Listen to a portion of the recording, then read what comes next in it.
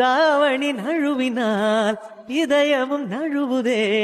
அசந்தது முன்விழி அழகினை திருடுதே. ஓவியத்தை திரைமறைவில் ஒளித்து வைப்பதே நம்மா. காற்று மழை சாரலிலே நனைய விட்டால் நியாயமா? ரசிக்க வந்த ரசிகனின் விழிகளை மூடாதே. விழியை மூடும் போதிலும் விரல்களாலே தேடாதே.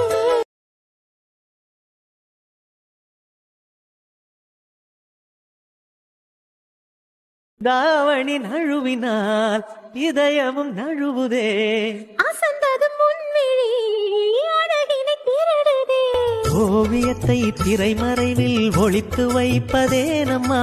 காற்று மழை சாரலிலே நனைய விட்டால் நியாயமா?